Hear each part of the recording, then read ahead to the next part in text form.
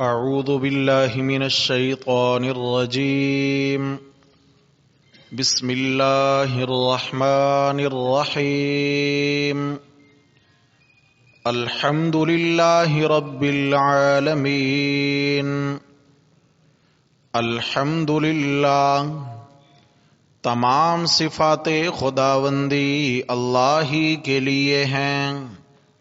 رب العالمین جو پالنے والا ہے تمام جہانوں کا. صدق اللہ ومن اصدق من اللہ قیلا.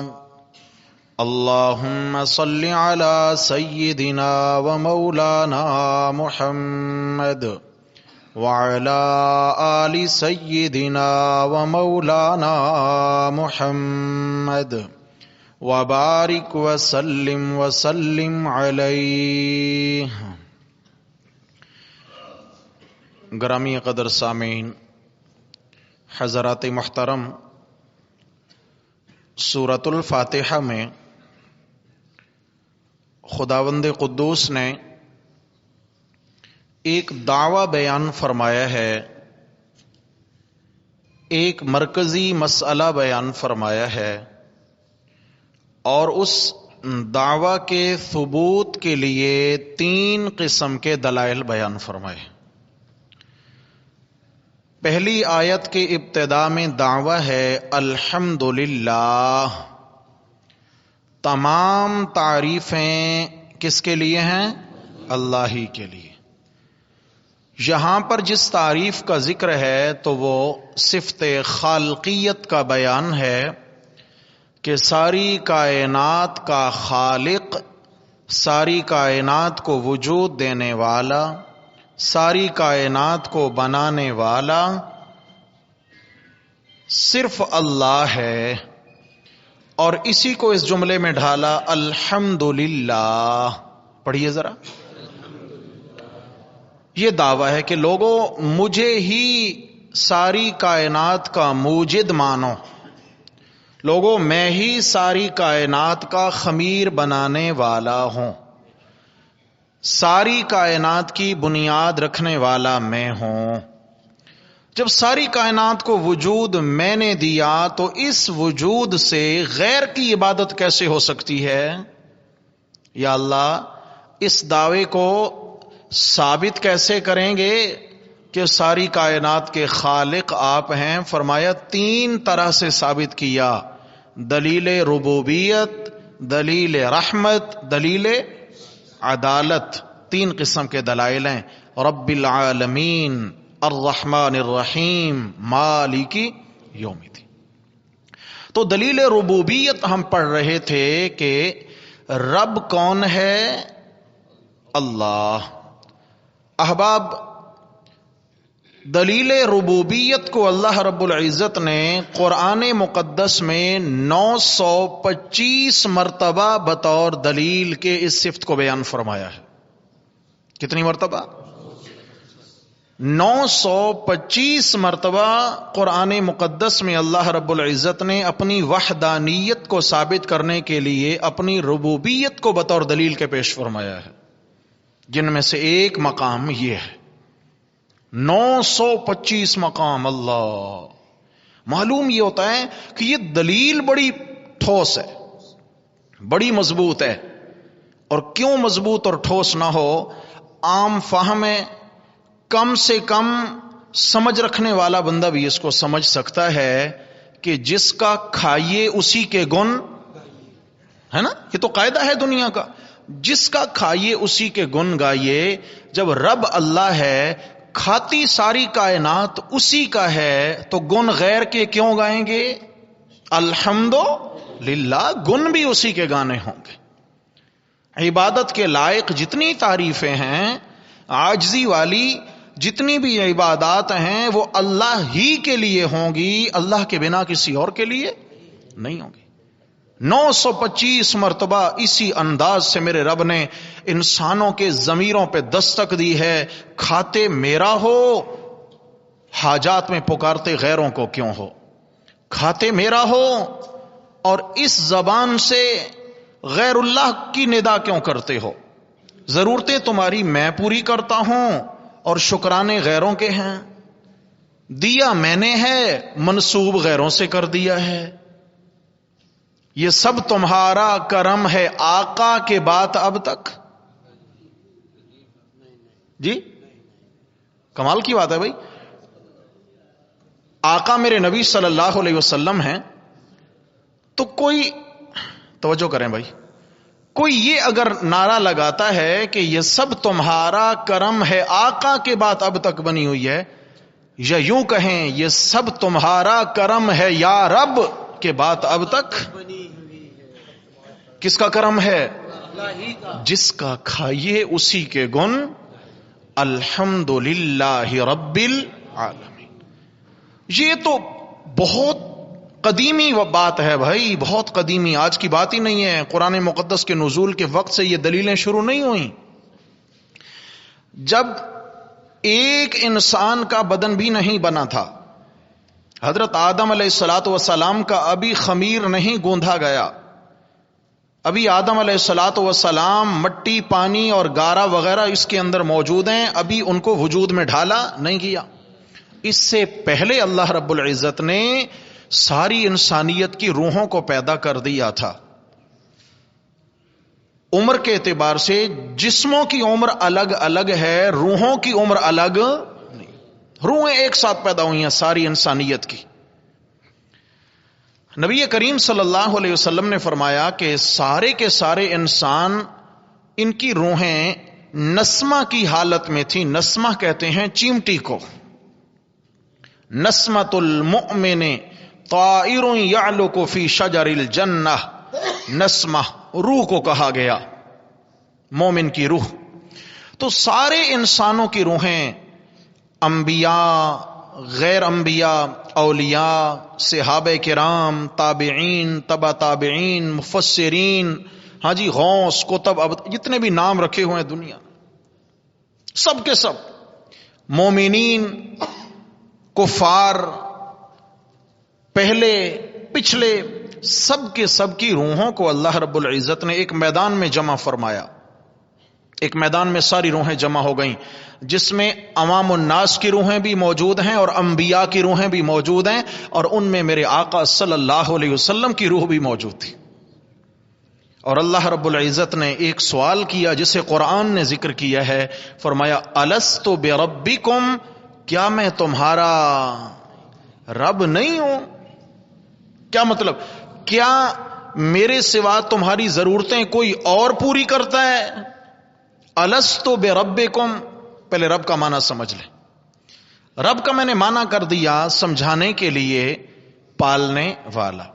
امام راغب اصفہانی رحمہ اللہ نے معنی کر دیا ہوا انشاء الشیء حالا فحالا الی حد الکمال.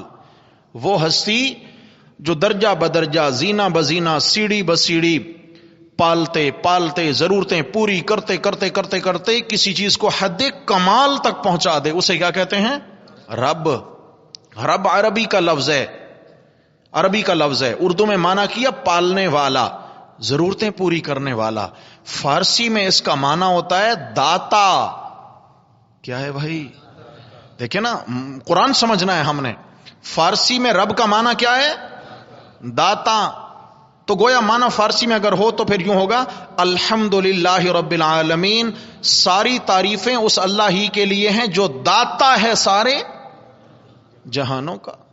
انسانوں کا بھی داتا، جنوں کا بھی داتا، فرشتوں کا بھی داتا، حیوانوں کا بھی داتا، خشکی کی مخلوق کا بھی داتا، پانی والوں کا بھی داتا، فضاؤں والوں کا بھی داتا. کون ہے؟ داتا. کیا مطلب؟ وہ داتا ہے جو سب کچھ دیتا ہے. داتا کون ہے؟ جو سب کچھ دیتا ہے. کیا خیال ہے؟ پھر جو داتا ہو اس پہ موت آ سکتی ہے؟ جی ہم نے کل پڑھا تھا نا، الحی هو الحی، الحمدللہ رب العالمین کا هو الحی.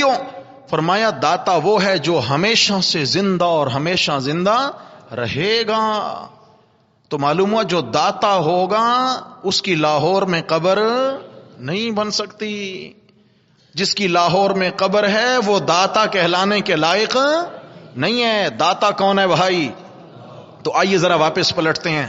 میرے رب نے گویا یہ انداز رکھا سوال کا، الستو بربکم، کیا میں ہی تمہارا داتا نہیں ہوں؟ سب کچھ دیتا میں نہیں ہوں؟ سارے کھاتے میرا نہیں ہوں؟ فی المعال آئندہ تمہاری ضرورتیں کون پوری کرے گا؟ حدیث شریف میں آتا ہے سب سے پہلا جواب جو دیا میرے آقا محبوب مدنی کریم صلی اللہ علیہ وسلم کی روح نے دیا. سب سے پہلا جواب، اور کہا بلا، کیوں نہیں میرے مولا، کیوں نہیں؟ آپ کے بنا ہمارا کون داتا ہو سکتا ہے؟ آپ کے بغیر ہمارا کون ضرورتیں پوری کرنے والا ہو سکتا ہے؟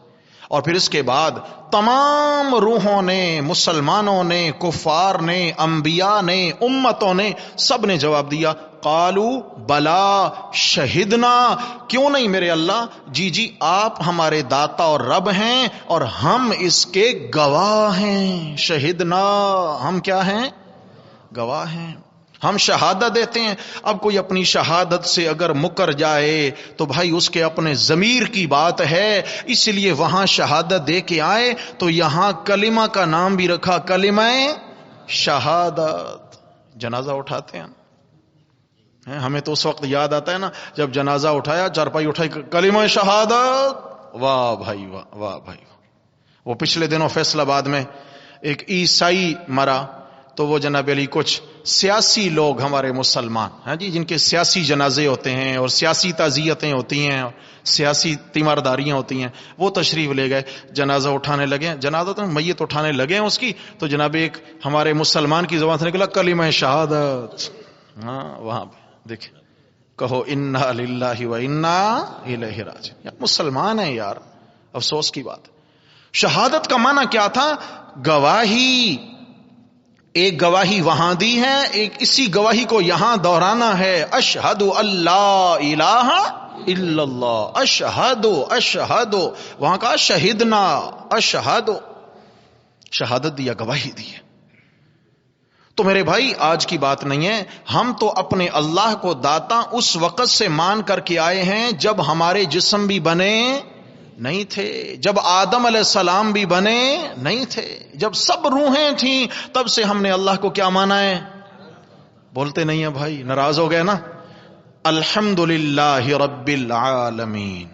میرے رب نے اسی دلیل کو قرآن مجید میں 925 بار بیان کیا ہے. اتنی مضبوط دلیل ہے، اتنی ٹھوس دلیل ہے. کیوں بھائی؟ رب ہے نا، آخر پالتا ہے زینا بزینا. انسان کا بچہ ہے، چھوٹا سا بچہ ہے، نو مولود ہے. اب اس کو ساری دنیا کے لیکچررز مل جاتے، لیکچر دیتے، سارے فلاسفہ مل جاتے اور اس کو فلسفہ سکھاتے کہ بھئی تو نے اس طرح ماں کا دودھ پینا ہے، اس انداز میں تو نے چوسنا ہے، یوں تیرے پیٹ میں دودھ آئے گا. ساری دنیا کے معلم مل کر 1 گھنٹے کے نو مولود کو سکھا سکتے تھے جی؟ یہ کس نے اس بچے کو سکھایا کہ جب تیری ماں فرط محبت میں تجھے سینے سے لگائے گی تو ہونٹ ہلانا تیرا کام ہے اور پیٹ بھرنا تیرے داتا کا کام؟ یہ کس نے سکھایا؟ یہ اللہ ہی نے سکھایا. بزبان حال اللہ تعالیٰ سکھا رہے ہیں اس بچے کو. ارے انسان تو ایک طرف رہ گیا نا. پرندہ ہوتا ہے، گھونسلے میں انڈے میں سے اس کے چھوٹے چھوٹے بچے چوزے نکلتے ہیں، چھوٹے چھوٹے ننھے ننھے بچے نکلتے ہیں. اب وہ چونچ سے چبا کچھ نہیں سکتے ہیں، ان کا معدہ اتنا طاقتور نہیں ہے کہ وہ ٹھوس غذا کو چبا کے نگل سکیں، ہضم کر سکیں. ان کی ماں آتی ہے، پرندہ آتا ہے، بچوں کی چوزوں کی ماں آتی ہے، کہیں سے کوئی دانہ اٹھا کے لے کے آتی ہے، اس کو لا کے یوں آ کے ان کی چونچ میں نہیں ڈال دیتی، اس کو پہلے اپنے منہ میں رکھ کے پیستی ہے، اس کو چباتی ہے اور چبا کے نگلتی نہیں ہے. ماں ہے نا، ماں تو قربانی دیا کرتی ہے، نگلتی نہیں ہے، اس کو چبا کے اپنے بچوں کے منہ میں ڈال دیتی ہے. یہ کس نے سکھایا؟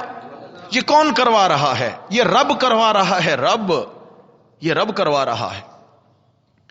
مرغی کے بچے ہیں، 10-20 بچے مرغی اپنے ساتھ لے کر گھوم رہی ہے، اچانک اوپر سے جو خطرہ محسوس ہوتا ہے، چیل، کوا، کوئی خطرہ محسوس ہوتا ہے تو یہ ایک خاص آواز میں اپنے بچوں کو بلاتی ہے اور پر پھیلا دیتی ہے، اور بچے دوڑے چلے آتے ہیں ماں کی طرف، اس کے پروں تلے آ کے چھپ جاتے ہیں۔ ان ننھے ننھے چوزوں کو کس نے سکھایا کہ تمہاری جائے پناہ تمہاری ماں کے پر ہیں؟ کس نے سکھا دیا ہے؟ یہ کون ہے سب کچھ پڑھانے والا؟ کس نے ان بچوں کی کلاس لگائی تھی؟ اللہ نے سکھایا، اللہ نے سکھایا۔ بلی کے بچے ہیں، اللہ نے بلی کے بدن میں ان کے لیے خوراک رکھ دی ہے۔ ایک کتیا کے بچے ہیں، ایک ماں اپنے بچوں پہ کتنی مہربان ہے۔ درندے کے بچے ہیں، درندہ بھی چھوٹے چھوٹے بچوں کو ساتھ لے کے چل رہا ہے، چھوٹے چھوٹے بچوں کو، اور پاؤں سنبل سنبل کے زمین پہ رکھتا ہے، کہیں میرے پاؤں تلے میرا بچہ نہ دب جائے۔ درندہ ہے، اس کے دل میں انسانیت کے لیے رحم، باقی مخلوق کے لیے رحم نہیں ہے۔ یہ سکھانے والا کون ہے میرے پیارو؟ اللہ ہے۔ اس لیے کہتے ہیں الحمدللہ کے اندر صفت خالقیت ہے کہ سب کو وجود کس نے دیا؟ اور انسان کو وجود بھی اسی نے دیا ہے، اور اشرف الکائنات بنایا ہے، اور حسین و جمیل بنایا ہے۔ پوری کائنات کا حسن انسان کو بنایا ہے، پوری کائنات کا حسن انسان۔ اور پھر اللہ تعالیٰ نے انسان کو بنا کر ساری کائنات کو اس کی خدمت میں لگا دیا ہے، اس کی نوکری میں لگا دیا ہے۔ کبھی موقع ملے نا میں سرسری طور پہ پڑھ دیتا ہوں۔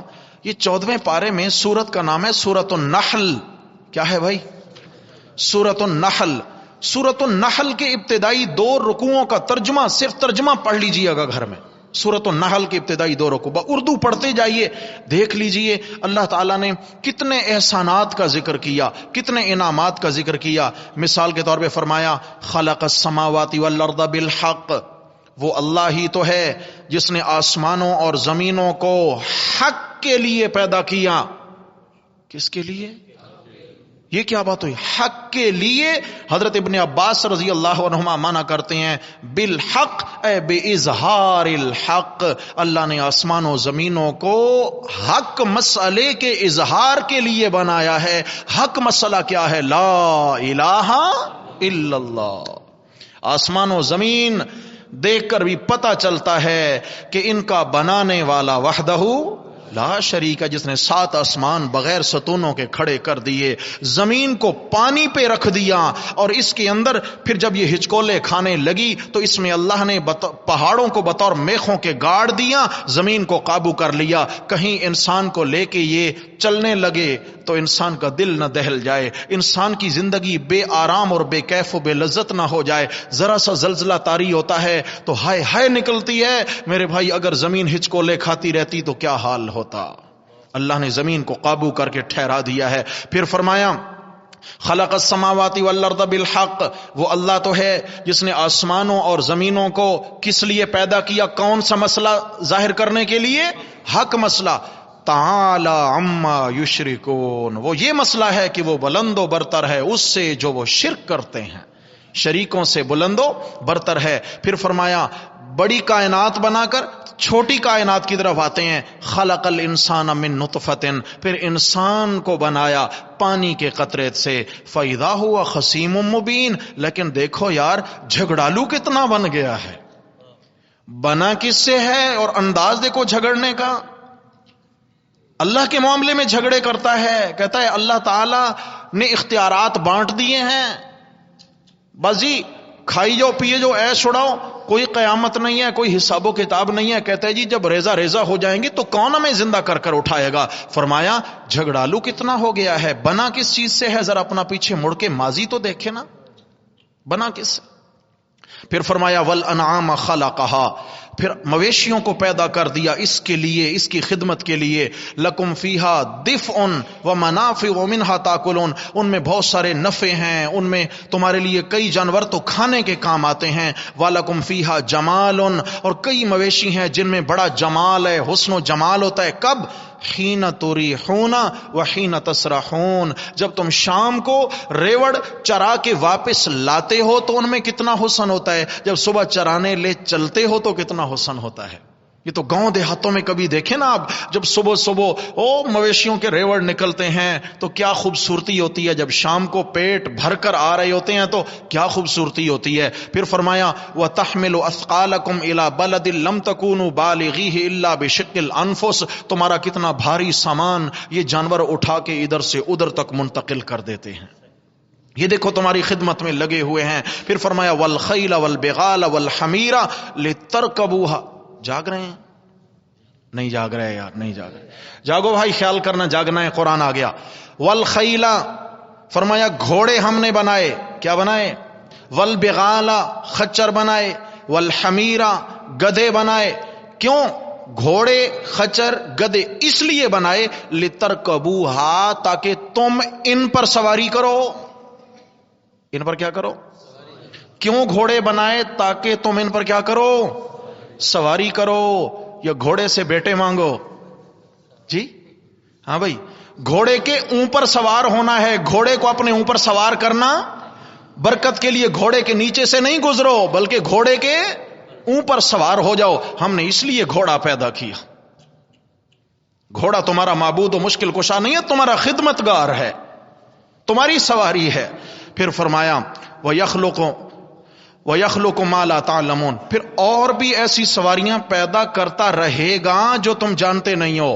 یہ وہ زمانہ تھا جب اونٹ، گھوڑے اور خچر اور گدھے اور یہ سواری کے لیے ہوتے تھے، تب ریل گاڑیاں، موٹر کاریں اور ہوائی جہاز ایجاد نہیں ہوئے تھے۔ اشارہ کر دیا کہ کئی اور بھی سواریاں میں اللہ بناتا رہوں گا، قیامت تک کئی سواریاں ایجاد ہوتی رہیں گی۔ اللہ نے قرآن میں اس کی طرف اشارہ کر دیا، وَعَلَى اللَّهِ قَصْدُ السَّبِيلِ وَمِنْهَا جَائِرٌ، یہ سب بیان کر کے فرمایا هُوَ الَّذِي أَنزَلَ مِنَ السَّمَاءِ مَاءً، وہی تو ہے جس نے بلندیوں سے پانی اتارا ہے تمہارے نفع کے لیے، مِنْهُ شَرَابٌ، اس میں سے پیتے بھی ہو، اپنے تم پودوں کو بھی پانی دیتے ہو، اس کے ذریعے کھیتیاں اگاتے ہو، زیتون، کھجور، انگور، ہر قسم کے ثمرات اور پھل اگاتے ہو۔ پھر اس کے بعد آگے فرمایا وَسَخَّرَ لَكُمُ اللَّيْلَ وَالنَّهَارَ، تمہاری خدمت میں لگا دیا ہے، تمہارے کام میں لگا دیا ہے اس نے رات کو اور دن کو، سورج کو اور چاند کو اور ستاروں کو۔ إِنَّ فِي ذَلِكَ لَآيَاتٍ، ان سب چیزوں کے اندر اللہ کو پہچاننے کی کئی نشانیاں موجود ہیں۔ فرمایا یہ اس لیے بنایا تاکہ تم کسے پہچانو؟ اللہ کی پہچان کرو۔ اور پھر آگے فرمایا چلتے چلتے فرمایا ذرا دیکھو وَمَا ذَرَأَ لَكُمْ فِي الْأَرْضِ مُخْتَلِفًا أَلْوَانُهُ، یہ جو اللہ تعالیٰ نے تمہارے لیے زمین میں کھیتیاں پھیلا دی ہیں، جو کچھ پھیلا دیا مختلف ہیں رنگ ان کے، پھولوں کے رنگ الگ، پھلوں کے رنگ، قطع متجاورات، ایک ہی ٹکڑا زمین کا ہے، ایک مربع ہے، ایک ایکڑ ہے زمین کا ہے، ایک ہی کسان کا ہے، ایک ہی ملک صاحب چودھری صاحب کا ہے، ایک ہی ندی کے پانی سے وہ زمین سیراب ہوتی ہے، اس کے اندر کھجور بھی، اس میں انگور بھی، اس میں آم بھی، اس میں سیب بھی، اس میں گندم بھی، اس میں ترکاریاں بھی۔ اللہ رب العزت نے ایک مٹی کے اندر اپنی کتنی قدرتیں چھپا کر رکھ دی، کتنی قدرتیں میرے رب نے چھپا کر رکھ دی ہیں۔ پھر اس کے بعد فرمایا وَهُوَ الَّذِي سَخَّرَ الْبَحْرَ، اسی نے تمہارے کام میں لگا رکھا ہے اتنے بڑے سمندر کو کہ اس میں سے تازہ گوشت بھی حاصل کرتے ہو اور اس میں موتی اور مونگے بھی حاصل، اس میں زیورات بھی حاصل کرتے ہو۔ پھر اس کے بعد آگے چلتے ہوئے فرمایا وَأَلْقَى فِي الْأَرْضِ رَوَاسِيَ، میں اشارہ کرتا جا رہا ہوں زمین کے اندر تمہارے رب نے تمہاری خدمت کے لیے پہاڑ رکھ دیے۔ کیوں رکھ دیے؟ رواسیہ، میخیں بنا کر انہیں گاڑ دیا، ان تمید بکم، کہیں یہ زمین تمہیں لے کے چل نہ پڑے۔ کشتی جب پانی پہ کھڑی ہوتی ہے نا تو اس میں جب قدم رکھتے ہیں تو وہ ہچکول اتنا کھاتی ہے کہ ڈر لگتا ہے کہیں ہم گر ہی نہ پڑیں۔ تو زمین بھی پانی پر ہے، اس پہ گاڑیاں چلتی، اس پہ ہم چلتے، اس پہ انسان چلتے، جانور چلتے، ادھر سے ادھر یہ ڈگمگانے لگتی، ہچکولے کھانے لگ جاتی، تو انسانی زندگی میں لذت رہتی؟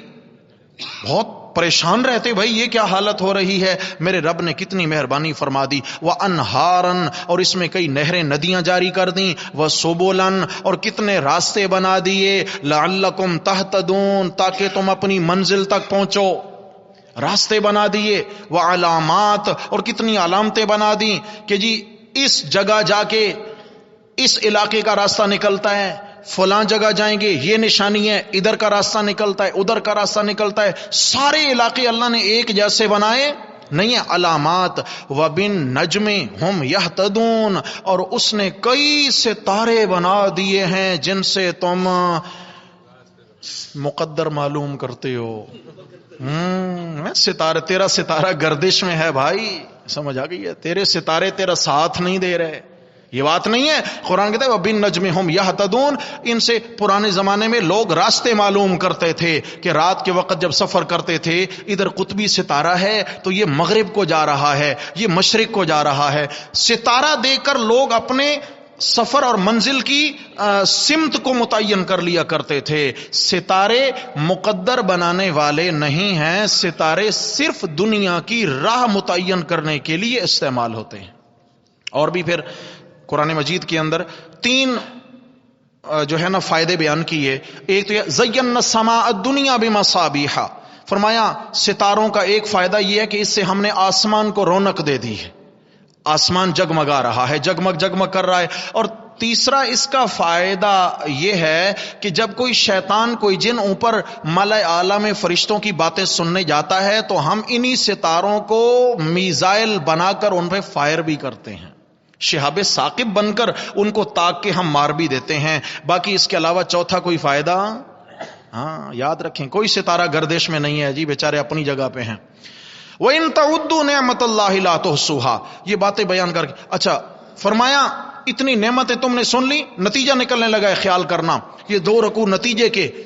فرمایا أَفَمَن يَخْلُقُ كَمَن لَّا يَخْلُقُ أَفَمَن يَخْلُقُ كَمَن لَّا يَخْلُقُ. فرمایا جیسا یہ سب کچھ اللہ نے بنایا کیا کوئی اور ہے ایسا بنانے والا؟ انداز دیکھیں، جتنا میں اللہ نے یہ جگ بنایا، جہان بنایا، کیا ہے کوئی ایسا اور میرے سوا بنانے والا؟ جب کوئی نہیں ہے تو میرے رب نے آگے چل کر فرمایا الہکم الہ واحد، تمہارا معبود بھی کیا مطلب؟ جب خالق ایک تو پکاروں کے لائق بھی، سجدوں کے لائق بھی، حاجت روا بھی، مشکل کشا بھی، داتا بھی، غریب نواز بھی، لجپال بھی، غوث اعظم بھی. نہیں بولتے کون ہے؟ الحمدللہ. زندگی رہی تو بقیہ انشاءاللہ اگلے سبق میں. اقول قولی ھذا استغفر اللہ.